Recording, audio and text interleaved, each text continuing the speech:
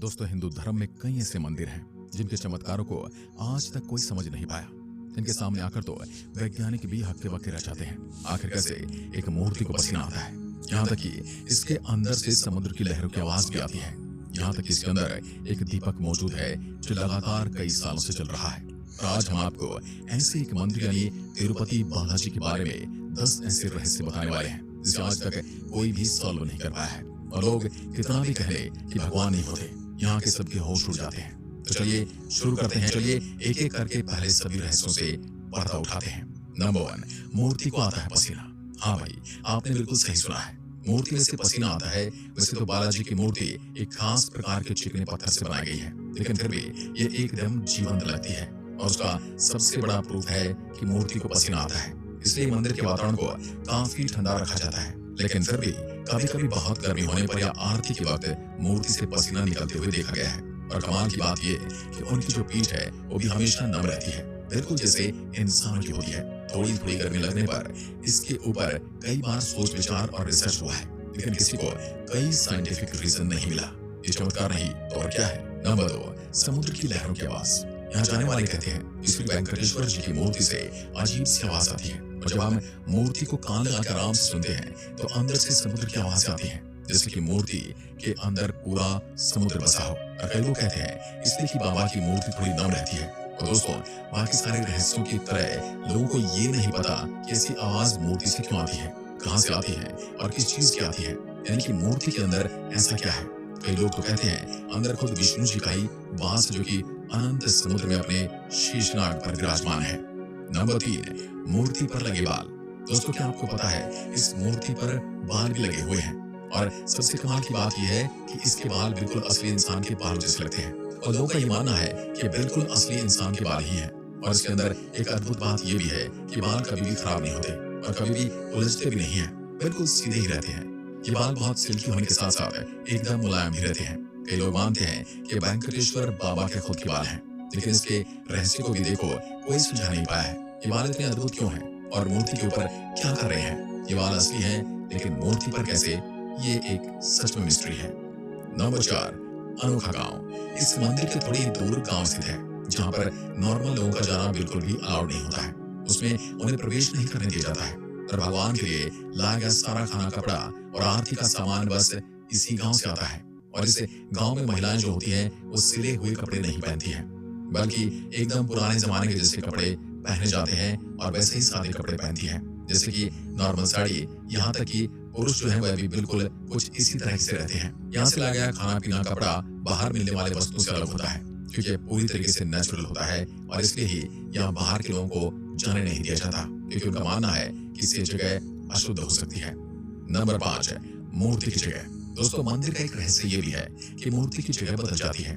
हम जहाँ से भी इस मूर्ति को देखते हैं वहां से जैसे ही अगर आप मूर्ति को गर्भगृह के अंदर से देखोगे तो बिल्कुल बीचों बीच खड़ी हुई नजर आती है, जैसे ही उसे एकदम सेंटर में रखा गया हो।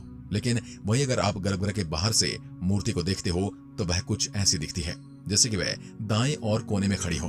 अब ऐसा क्यों है, ये तो सच में एक रहस्य ही है। नंबर 6, छड़ी। मंदिर में एक जगह पर एक छड़ी रखी गई है और कहा जाता है इस छड़ी से बचपन में वेंकटेश्वर बाबा की पिटाई की गई थी, जब यह बहुत ज्यादा शरारत करते थे। और कहा जाता है इस छड़ी का एक घाव उनकी ठोड़ी पर लग गया था। और आज भी अगर आप मूर्ति में देखोगे तो वहां पर घाव नजर आता है, और इसलिए आज भी वहां पर चंदन का लेप लगाया जाता है। कहा जाता है कि चंदन का लेप इसलिए लगाया जाता है ताकि यह घाव भर जाए। जाहिर सी बात है ये घाव तो अब नहीं भरेगा, लेकिन अब ये एक ट्रेडिशन बन गया है, इसलिए रोज किया जाता है। नंबर 7, पचाई नमक कपूर। दोस्तों, स्वामी जी की मूर्ति पर आज भी पचाई कपूर लगाया जाता है। वैज्ञानिकों का मानना है कि नमक वाला कपूर जिस भी पत्थर पर लगाया जाता है वह कुछ वक्त के बाद उस पत्थर में दरारें पैदा कर देता है और पत्थर खराब हो जाता है। लेकिन ये मूर्ति भी पत्थर की बनी होने के बावजूद अब उसके ऊपर पचाई कपूर लगाया जाता है, तो इससे कुछ भी नहीं होता। और ये तो इतने सालों से रोज लगाया जा रहा है, इसके बाद भी मूर्ति पर एक नामो निशान तक नहीं आया है। आमतौर पर कैसा भी पत्थर हो, इस नमक की वजह से वह धीरे धीरे करके समय के साथ दरारों से भर जाता है, लेकिन स्वामी की मूर्ति पर तो एक खरोच तक नहीं आई। नंबर 8, हमेशा जलता रहता है दीपक।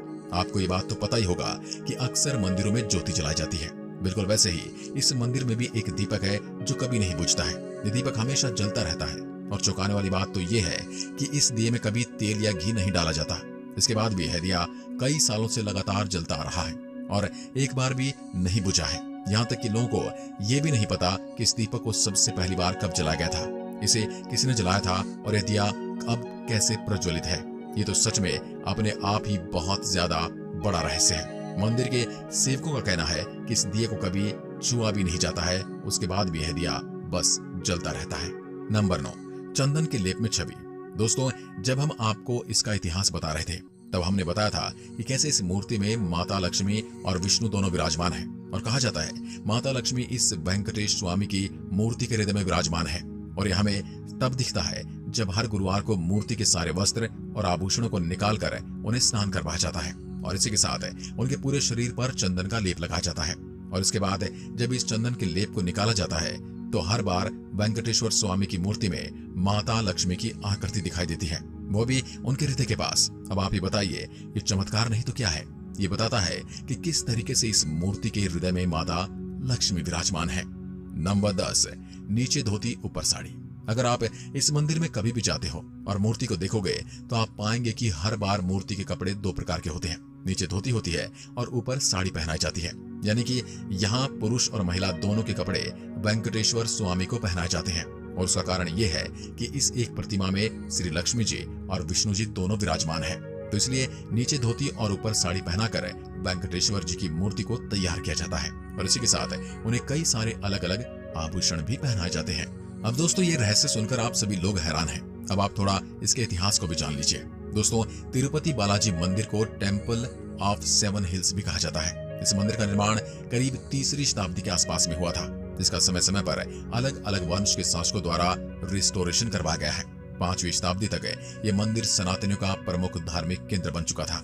कहा जाता है इस मंदिर की उत्पत्ति वैष्णव संप्रदाय ने की थी। कहा जाता है कि एक बार भगवान विष्णु अपनी पत्नी लक्ष्मी जी के साथ क्षीर सागर में अपनी शेष शैया पर विश्राम कर रहे थे। तभी वहां भृगु ऋषि आए और उन्होंने उनकी छाती पर लात मारी। इस पर क्रोधित न होकर भगवान विष्णु जी ने भृगु ऋषि के पांव पकड़ लिए और पूछा कि ऋषिवर, आपके पैर में चोट तो नहीं लगी?